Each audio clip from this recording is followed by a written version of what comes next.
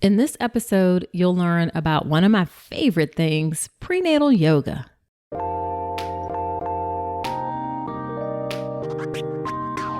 Welcome to the All About Pregnancy and Birth podcast. I'm Dr. Nicole Calloway Rankins, a board-certified OBGYN who's been in practice for nearly 15 years.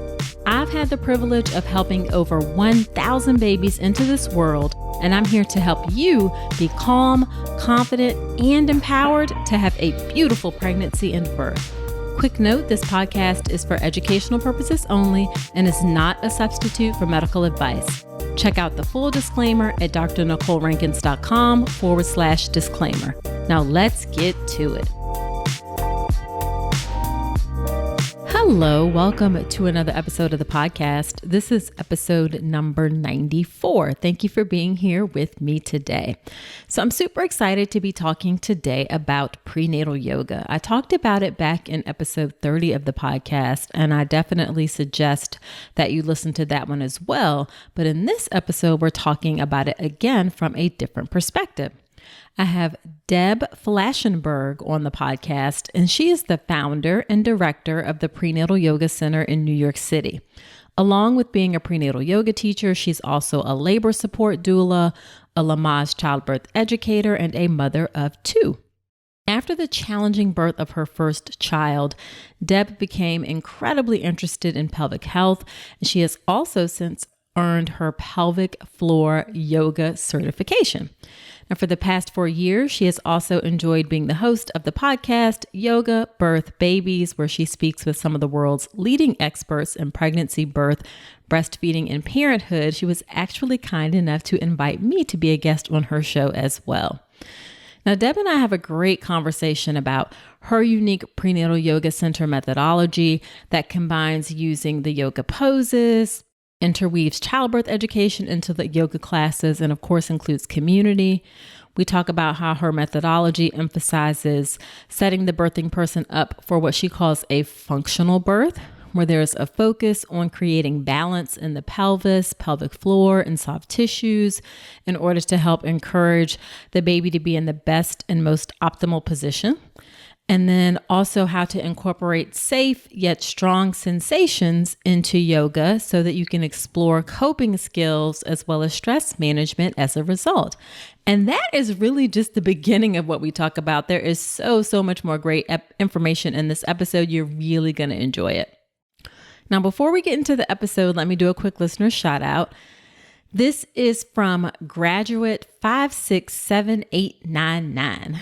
And the title of the review says, "Great listen." And the review says, "Dr. Nicole is knowledgeable and always has a very fair and even approach to how she explains things. Great interviews and topics." Well, thank you, Graduate 567899, for that lovely review. I kind of want to ask people sometimes, like, how do you come up with the name that you use? It's always interesting to see the names for the reviews, but I appreciate that kind review. You mentioned that I have a fair and even approach. I also have a fair and even approach in my online childbirth education class, the birth preparation course. The birth preparation course is, of course, my signature online childbirth education class that ensures you are calm, confident, and empowered to have a beautiful birth. I've had over 650 women enroll in the birth preparation course, and I would love to have you as well. You can check out all the details of the course at drnicolerankins.com/enroll. All right, let's get into this great interview with Deb Flashenberg from the Prenatal Yoga Center.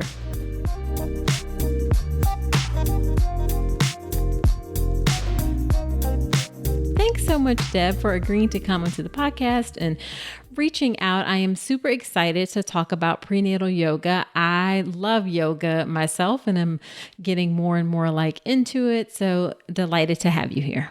Thank you so much for having me. I really, really appreciate it. Yeah, so why don't we start off by having you tell us a little bit about yourself and your work and your family. Absolutely. Thank you. So I have been the founder and director of Prenatal Yoga Center we're heading somewhere over 18 years, almost 19 years. And I started it in my 20s, well before I knew what it would be. Oh, wow. I know. Well, before I had my own kids. And I kind of stumbled into it. I was a former singer dancer and I started doing yoga. And I started with the practice that I didn't really end up liking. It was Bikram yoga. It just wasn't my thing. And someone mentioned prenatal and I thought, well, that's a great idea. And so I just jumped into it. But my passion for it actually changed not from having my own kids, but from witnessing birth. That's really when things turned around. One of my students asked me if I wanted to come watch some births. And again, as a singer dancer, most of my friends were not having babies in their 20s. And when I went into a hospital, and it was I'm going to put in quotes like typical hospital birth from what I later learned, it was just a shocking experience that I felt like what I was starting to work with my students in the yoga room wasn't really translating to what they were encountering in birth. And so that just sparked a fire of trying to find a bridge between what I was teaching, what was happening. So I became a doula. And that gave me the opportunity to really understand birth on a different level as a witness to watching people, watching the variety. I mean, this is what you do. Right. So many different varieties. And that's really where the trajectory started. Then I became a Lamaze teacher. I studied pelvic floor health. And then eventually, like 9.5 years later, I had my first child. And then and that was a bit of a train wreck. It was a very long, challenging birth. And then I learned from that, and that affected my work. And then I had another, and it was so much different. My first, I pushed for like 5 hours, and my second one, I pushed for 6 minutes. Oh, wow. I know. It's very different. But a lot of that informed what I teach and my passion for helping people have a birth they can walk away from feeling good about, no matter if it was what they envisioned. If they feel seen and heard and they really trust their body, I think it can really make a difference. So. 100%. Yeah, that's what it's usually not about a specific type of outcome. Yes, it's perfectly reasonable to want that, like whatever you want, but really underneath, most birthing people just want to feel respected and heard, and like their wishes were like they were involved participants in their birth. Absolutely. And that's what I didn't see at that one turning point with that one birth I was talking about when I was watching those hospital births, is the person really was treated like a vessel, and no one really took care of that person. And the baby wasn't with the person after. And it just made me realize that's not how we should be birthing. And that's not how people should be respected. Absolutely not. And unfortunately, that still occurs to some degree today. We've gotten better, but it still occurs, hence why I do this work. So yes. I would be delighted to be put out of business one day in terms of like having to do this sort of work. I'll always keep catching babies. But unfortunately, that's still the case. We have some work to do in that regard. It's interesting to me, though, that you got a lot of people who I talked to got interested in prenatal yoga after their own personal experiences, but that didn't happen for you. No, I kind of went backwards. A lot of people, like you said, I jumped into this because at the time I started this back in 2001, so this was a while ago, there wasn't a lot of prenatal yoga. And I thought, well, that's an underserved population. Why not get into it? And my passion actually became as a birth advocate. That, seeing birth and seeing what was happening and then seeing what could happen and what we could do in the yoga room, that's really what sparked it. But things did change actually after I had my first. My whole approach to prenatal yoga changed. I always worked with yoga, working with coping skills, yoga, learning how one can move. But a turning point was when I had my son, and it was such a long, challenging birth, I stepped back and I thought, okay, what happened? Like, I was not expecting that.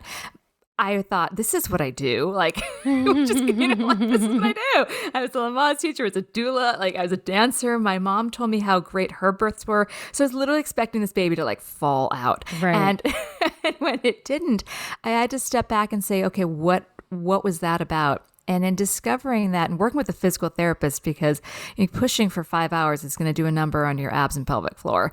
And it certainly did. And I worked with a PT and we talked about, things were just really tight. And then I'm like, okay, that makes sense. I was spinning 5-6 days a week. I did not really adjust even though I think I knew to, I had a hard time accepting it. And I didn't adjust my yoga practice enough. I didn't adjust the weights, the intensity, and everything was tight. My psoas was tight. My pelvic floor was tight. I'm sure that then torqued things internally. I'm sure and I know I had sacroiliac issues. So add all that up. And the baby, while his spine was forward, his head was asynclitic. And that, again, it doesn't surprise me knowing that things weren't soft and supple and balanced. So after going through that and understanding it better, that changed how I approached yoga and how I work with the students. It's not just about modified practice. It's how can we take this practice to try to create balance in the soft tissue and the bony pelvis so that baby can be well aligned. So as the uterus pushes the baby down, the baby's in a good position to help open the cervix well. So everything shifted with that. And I became really into an advocate of body work. And again, on my second pregnancy, I did things completely different in 6 minutes. Right. It's coming out. And it's interesting, I never say that people who haven't given birth can't understand or can't help people who are giving birth, but I can, because they certainly can, but I think almost universally going through the experience will change you, open up new perspectives on things. I agree. I teach a lot of prenatal yoga teacher training, and I've always said, I've taught for years without having had my own baby, but it did give me a different perspective. And I tried to come at that because people would say, how can you teach prenatal yoga without having a baby? And I tried to do enough births as a doula to see enough variety. I did over 100 births before I had my own. I definitely saw the variety of births and recognizing that what I feel is not what someone else is going to feel, but it definitely gave me a different perspective. You're absolutely right. Yeah, for sure. For sure. So obviously you've had a ton of training and in terms of being a yoga teacher and certifications and all of that kind of stuff. I do like to put that out there for folks that just tell us a little bit about what your training is in this field. Sure. Yeah, I've done a fair amount. So I started my first yoga teacher training was in 2000. And then I was a bit of a yoga teacher junkie that way. I'm like, what other training? I'm very much about education. So, and I was also a dancer before, a singer dancer. So I had a fair amount of body awareness. And then after that, I did my prenatal yoga teacher training in 2001. And then I think it was 2004, I did 2 other yoga teacher trainings. And throughout that time, I was still practicing yoga.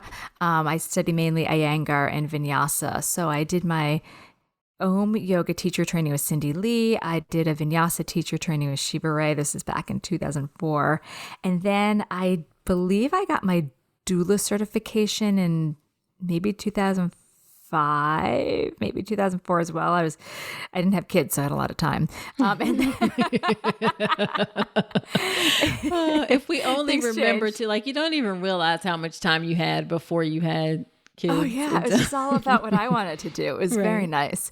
And then I got my Lamaze certification somewhere in that, maybe 2008.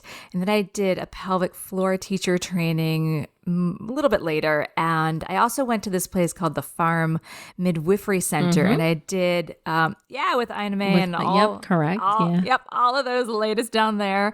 And I did a little midwifery assistant training program. So yes, I've continuously added on. I've studied spinning babies. So, and I finished a birthing from within training a couple years ago. So I like trainings. I feel like if I can continue to educate myself, I have just a new perspective to bring to my students. Yeah, I think the only thing you haven't done is go to medical school.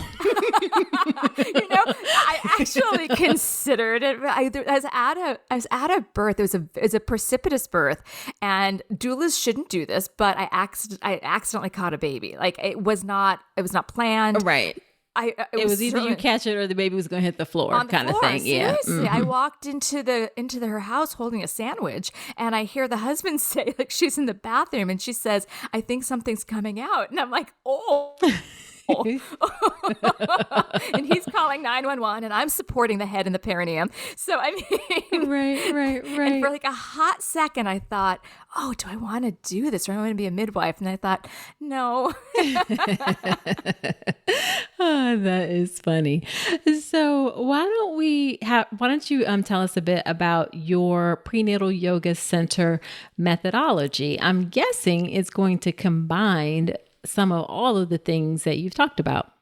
You are absolutely right. So I based it on what I call the three-prong theory. It is strongly about the yoga asana, and that has so many layers. So the yoga poses, what can they do? They can teach us coping skills. They can teach us ownership of our body. They can teach us a listening to our body. Because I feel like so many people say, oh, listen to your body. But if you've never had that conversation and you don't know what sensations are just strong and what feels dangerous, then how do you decipher that? So it's a lot about using what your body's sharing with you to make decisions.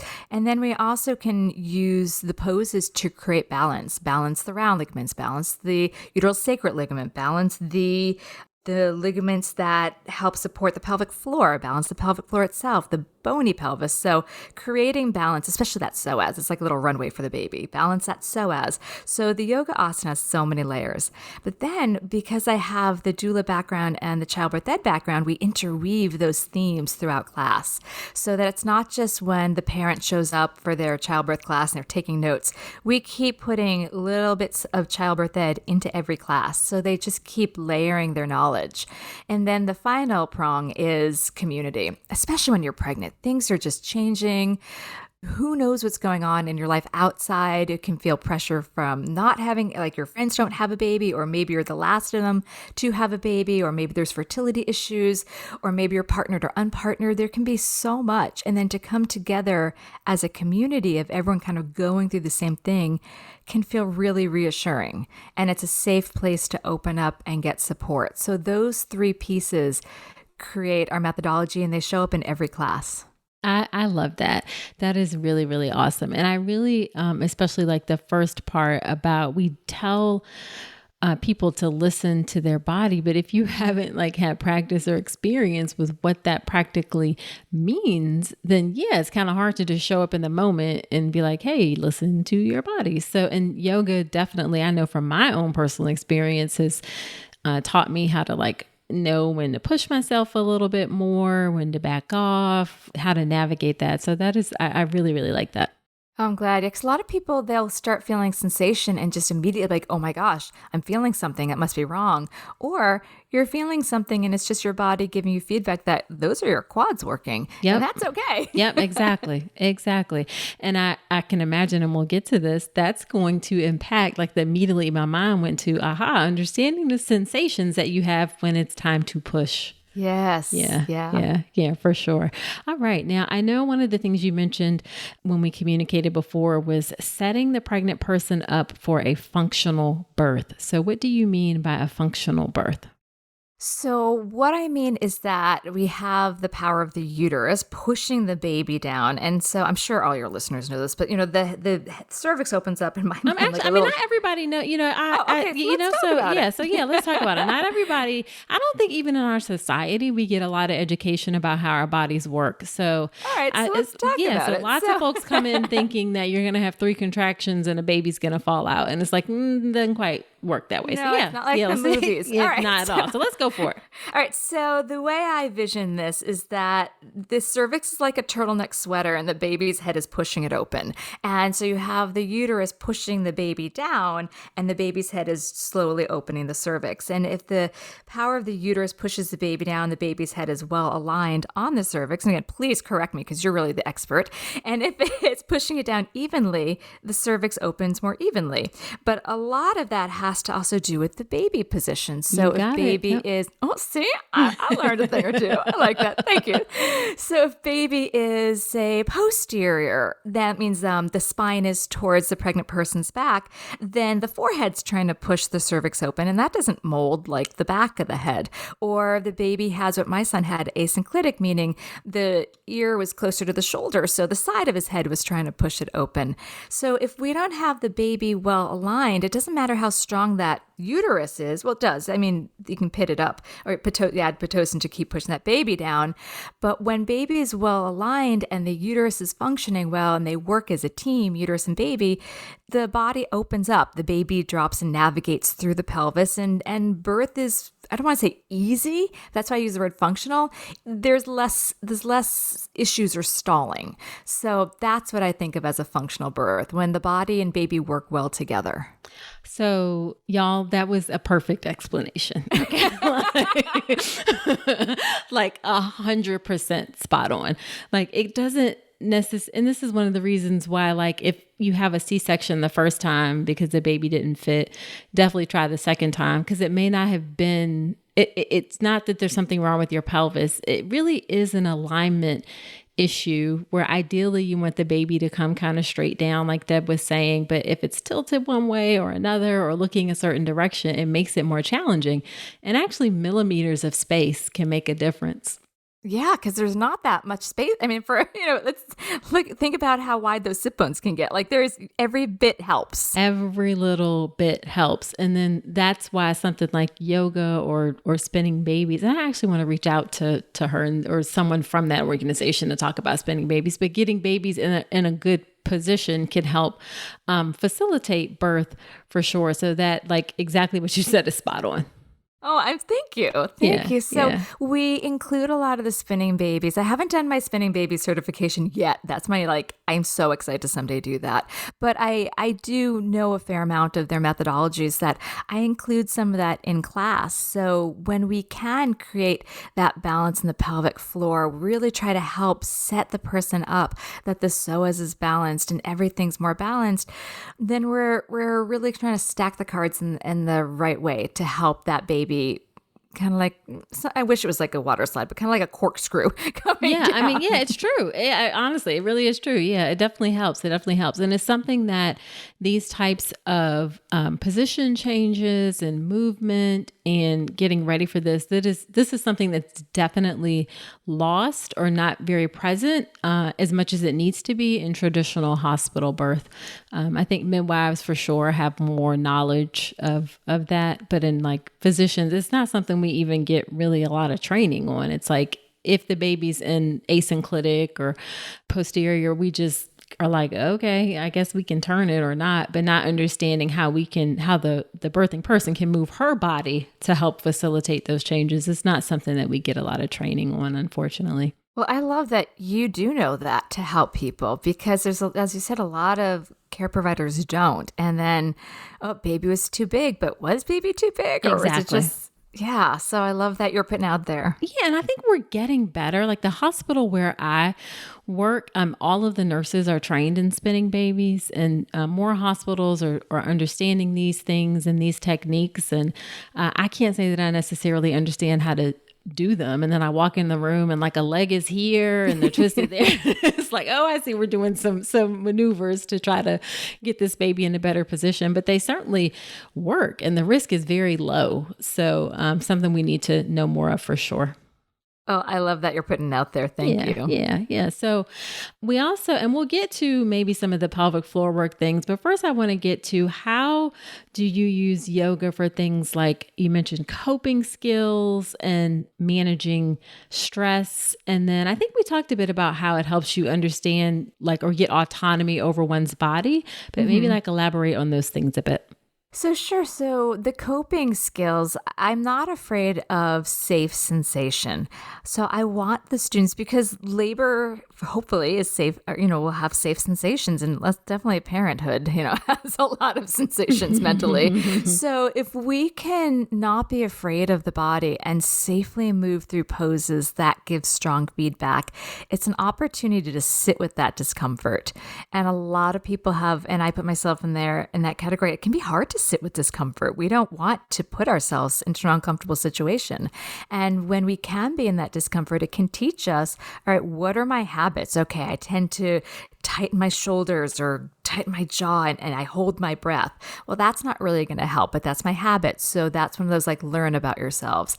And then when I can see that, I can start to think, all right, instead of tightening, can I then find something to help me breathe? Maybe I'm going to find a focal point and breathe to that. Or maybe my focal point's internal. Or maybe it helps when I open my throat and make sound. Or maybe I go to a mantra. Or maybe I want to like push on my thighs and give a little tactile feedback. So we explore all of these coping skills while being safely uncomfortable. Because you can talk about them in a childbirth class, just theoretically. But when you're actually uncomfortable, you can really learn about them. And I always tell my students, even if you're planning on taking pain medication, that's fine, but you don't get it at your first contraction. You have to get to a point. Yes. I tell everybody, yes, you must understand some basics about managing contractions because the epidural it's not at your house. So yeah, you don't walk into the hospital, hand over your insurance card and be like, and here's my back. Exactly. There's some space. So no matter where someone wants to get to, I just want to give them a variety of skills to get them to wherever that is. And then for the stress, again, I think it's helpful to connect to breath and build confidence. When we're more confident in their body, that's going to take the stress down. And as we talked about the autonomy, learning about your body, knowing that you can say no to something. I always offer the students saying I'm just making these suggestions, but I want you to make the decisions on how you want to move your body. And if they can do that on the yoga mat, then hopefully that can build up to asking do I need this? Or no, I don't want to do this. Or can you explain to me all of the options? Because I think sometimes it's easy to just put yourself out there, when you walk in to a hospital, just saying, sure, whatever you tell me, I'll do. My son just had surgery and I kept my mouth quiet and I'm like, why aren't you saying something?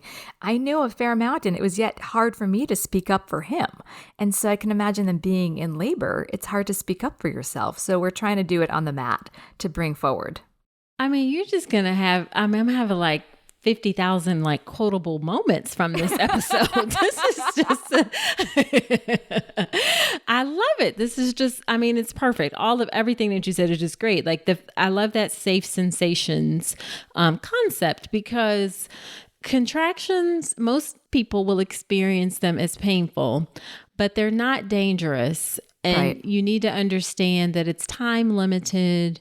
On the other side of it is something great. You need to get through this limited period. So understanding those coping skills and understanding is this something that's dangerous versus something that's not?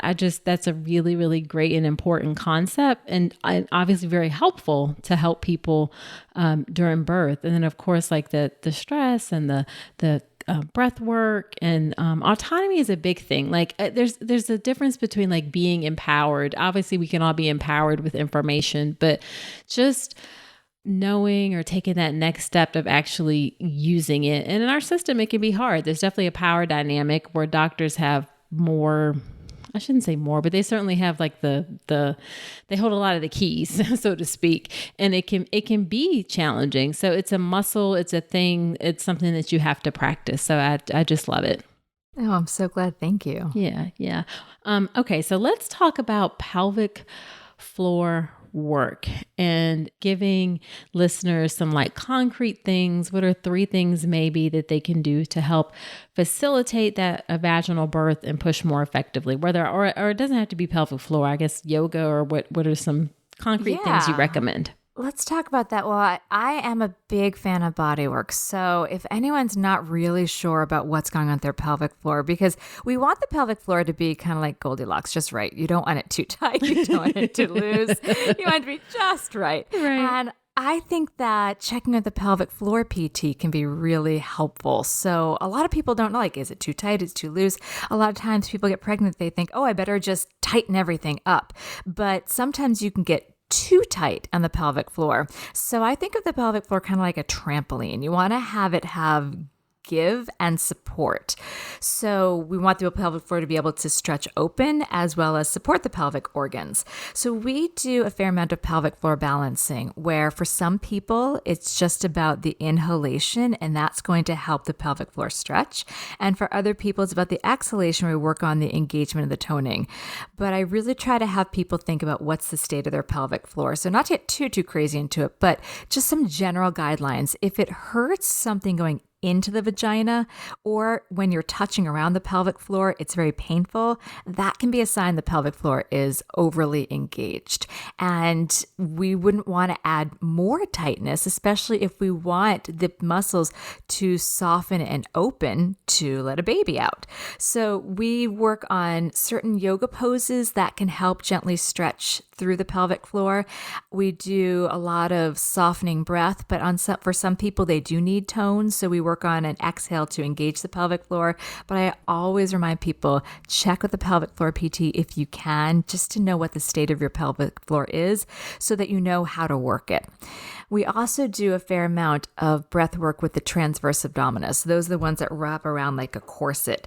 And you can use them for pushing, which is great so that it doesn't just come from your face and shoulders. Yes. And Absolutely. bulging your eyes out. Yes. So we do all that transverse abdominis work, and really it's quite easy. It's really using the exhalation to train and tone those muscles. If people try to overly engage, they actually tend to get their obliques engaged more than the TA. And I think a lot of times people think of core work and they like go for the burn.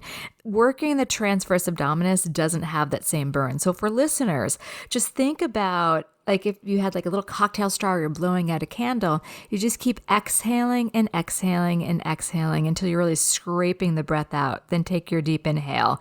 And that's the TA muscles are contracting around as you exhale. And then you can use those muscles to help push baby. And especially if someone's going to be taking pain medication and they're numb, if they don't have that relationship and train those muscles, then you're asking them to push with their abs, like, but I can't feel them. So that's hard. Yes, for sure. Yes, absolutely. Yeah, so that's what we do. We work on balancing the pelvic floor, we work on the TA muscles, and we work on breathing. And I think all of that can help with a vaginal birth. And it can also help if someone has a surgical birth because at least they've trained their transverse abdominis to have some support. So afterwards, they can find those muscles again. Yeah, I had 2 C-sections and I think my muscles just kind of got like, I wish I would have done some of this training ahead of time because they're not friends anymore. Like they're all spread out and it's whatever. It is what it is. But so yes, if you can do some of this work ahead of time, it can help you either way. And just really be more in tune with like your body and how to most effectively use it. I think is just really, really important. And I love talking to a pelvic physical therapist. We so underutilize them in general. And there can be some challenges. Amazing. They certainly are. There can be some challenges because of insurance and things like that. But I think more and more it's being like accepted and covered. And you're right. Like if things are too tight, then you don't want to go around doing tightening things because you need to loosen up and those muscles need to relax a bit for a baby to come out. So all great advice. Thank you. Now, how have you been able to make changes and keep this prenatal yoga accessible and keep the classes and the community and all of those things and still make it work during COVID? Well, that's the power of Zoom. I was listening to NPR really early as COVID started. So we heard about things happening in China in around January. And I told my husband, like, oh my God, what happens if it gets here? And so as things started to escalate, I already figured out how to move everything. I had all my software ready. I had the whole platform ready to go. So the studio had its last in-person class on March 13th, and on March 16th, we were already holding classes online. I actually was doing some hybrid. I was doing some online and in person because some people were already, even before everything closed, not comfortable coming in. So I just shifted gears. It's so community-based still because we always start class with circle time where everyone still says their name. I call them their name because now their name's there.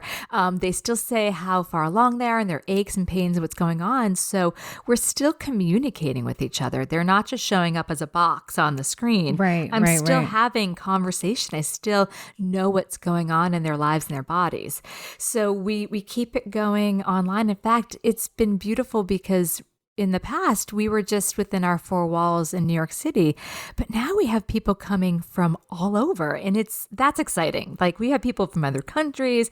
Oh, we wow. have people, I know, it's so cool. Different time zones. It's just, I really love knowing that the community is expanded, because people, whether COVID's happening or not, people are still having babies and they still need support. Yes. As you well know. Yes. And they're still probably feeling isolated, like really isolated. So we just make ourselves available to listen and support, and it's been really nice. Oh, that's great. So you were like, I'm ready. Like, let's go.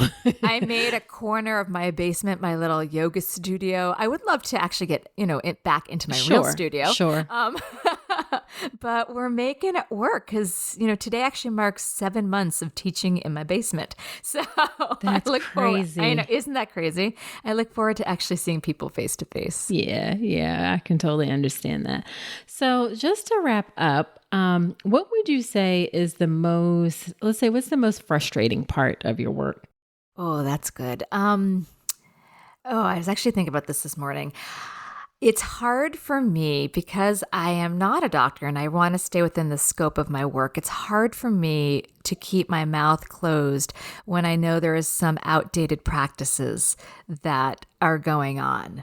I'm not their doctor. They didn't hire me. I don't have a medical degree. But when I hear certain things happening or certain labels being placed on people, like I have a student who she literally just turned 35 like a month ago. She's like, I'm now, a geriatric pregnancy. My care provider wants me to be induced early. I'm like, is there any other factor I should know of? And she's like, no, it's just I'm 35. And that's hard for me. Like, a month into 35 doesn't mean your uterus closes up and needs a walker, Right. So like, and the term geriatric pregnancy is so offensive. I hate it.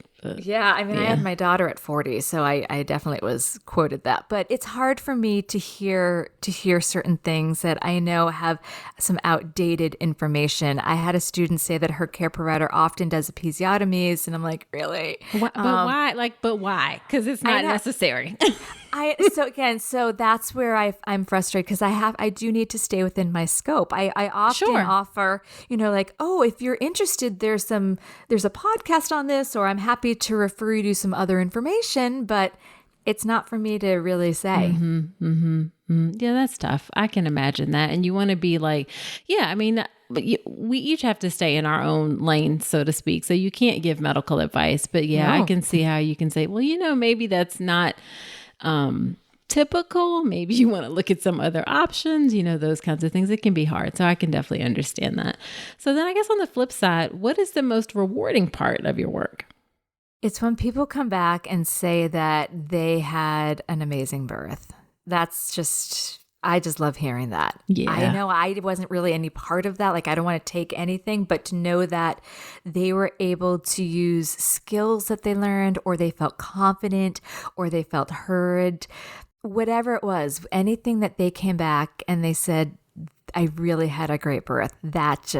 I'm just touched. Yeah. And you are, of course, a part of it. Like, well, I don't want to take any acknowledgement of that. Like, I'm just offering the skills. They can choose how they use it. So I'm just thrilled that people do get something out of the work. Yeah. And I think there's a difference between, I've certainly heard people be like, like taking credit for a birth experience. And it's like, no, that's not what it is. It's a different feeling. It's like, you're just grateful to be a part of it, actually. Yeah. Whatever part, big or small, that you played in it. And it really does like warm your heart when you see somebody's smile, and you can feel that energy that they feel really good about their experience. And if you had a part to play in it, then it really does feel good.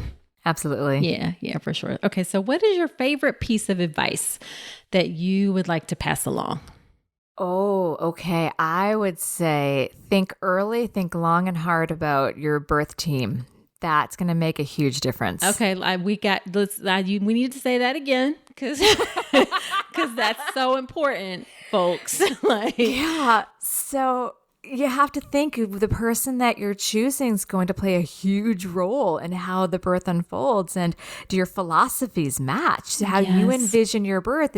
Is your care provider agreeing with that. I have a lot of people that would say like, oh, he or she's really great. And I was with them for, my pre-pregnancy stuff. And so why not stay? But if you're not high risk, you shouldn't be with a high risk. They're going to treat you that way. So think long and hard about who you invite and who you hire into, because they're hired, into your birth experience. It makes a huge difference. Absolutely. Well, I can't say that enough. It's one of the things that, like the two biggest influences will be the philosophy of your care provider and the philosophy of the hospital where you give birth.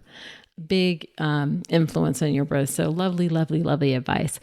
So Deb, where can people find you? Because I know they're going to go looking after they hear this episode. Oh, I kind of feel like I'm everywhere. So the main place, my website, prenatalyogacenter.com. And again, all our classes are on Zoom, so everyone can come take class. But then if you have people that are interested in teacher trainings, I'm doing those pretty much nonstop. I have some smaller teacher training programs that people can just do like 5 hours online. One of them's called Who's Afraid of the Pregnant Yogi? Because we have a lot of teachers that don't know how to work with pregnant people. So I've got a class for that. I've got another one for teaching the postnatal student. Of course, I'm on Instagram. I think it's at Prenatal Yoga Center. And then I have my own podcast, Yoga Birth Babies. So I'm kind of everywhere. I love it. I love it. Well, thank you so much for agreeing to come on. This was such a really informative conversation. I know I learned a lot. I know the listeners will learn a lot. And you also have a very soothing voice, by the way. Oh, thanks. Maybe that's my performing background. Yeah, I am using my degree, my musical theater degree. There you go. All right, Deb. Well, thanks so much. Take care.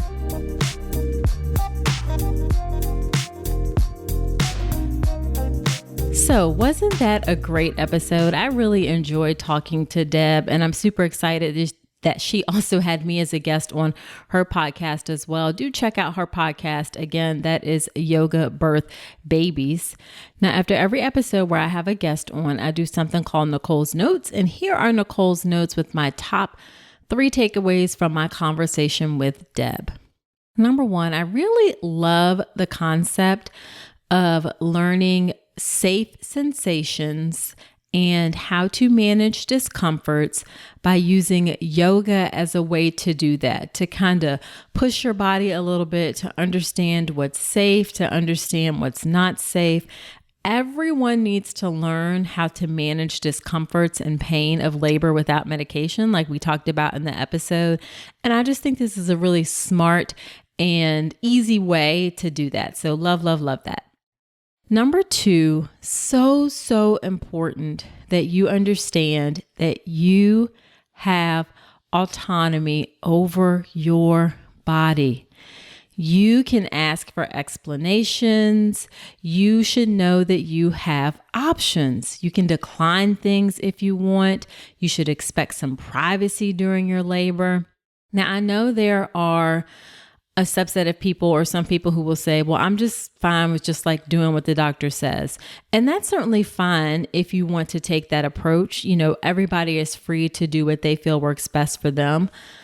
I think some of that may be rooted in kind of societal expectations of women, that we just sort of do what we're told in a way, specifically when it comes to the doctor being an authority person and being able to tell you what to do. And again, I'm not saying that you have to push back against that. If you feel comfortable going with, I'm just going to do what the doctor says, that's fine. But I want to be clear, that it does not have to be that way. You have options, you have choices, and you can certainly take a different approach. And it doesn't have to be like antagonistic or like argumentative or anything like that. It can certainly be like a nice, smooth, flowing relationship, but you have autonomy ultimately over what happens in your body. And it's just really important that you remember that. And then the final thing I'll say is emphasizing the importance of your birth team. In my free online class on how to make a birth plan that works, I teach how 2 of the most influential factors in your birth are your doctor's philosophy towards birth and the philosophy about birth of the hospital where you plan to give birth. Those two things will have a huge impact on your birth experience. And in that free online class, I give you questions to ask so you can really understand those two things before you get to the hospital. So do check out that free class. It's How to Make a Birth Plan That Works. You can register for it at drnicolerankins.com/register. It's an on-demand class that's available several times a day, so do check that out for sure. All right, so that is it for this episode of the podcast. Be sure to subscribe in Apple Podcast, Google Play, Spotify, wherever you are listening to me right now. And of course, I would love it if you leave a review in Apple Podcast in particular. Helps the show to grow, helps other women to find the show. And so I really, really appreciate it. And then of course, I do those shout outs from reviews as well. And if you want to have some fun between episodes, then come follow me over on Instagram. I'm there at Dr. Nicole Rankins. I post every day there, helpful pregnancy tips, inspirational quotes, fun questions.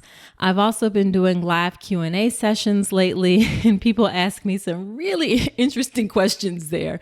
I think because I ask the questions in an anonymous fashion in those polls in my Instagram stories, so people feel comfortable asking just about anything. So this has become one of my favorite things to do those live Q&A sessions over on Instagram. So join me over there. Again, that's at Dr. Nicole Rankins. Now, next week on the podcast, we will be talking about hypnobirthing. So do come on back next week. And until then, I wish you a beautiful pregnancy and birth. Thanks so much for listening to this episode of the All About Pregnancy and Birth podcast. Head to my website, drnicolerankins.com, to get even more great information, including free downloadable resources on how to manage pain and labor and warning signs to look out for after birth. You'll also find information on my free online class on how to make a birth plan that works, as well as everything you need to know about my signature online childbirth education class, the Birth Preparation Course. Again, that's drnicolerankins.com, and I will see you next week.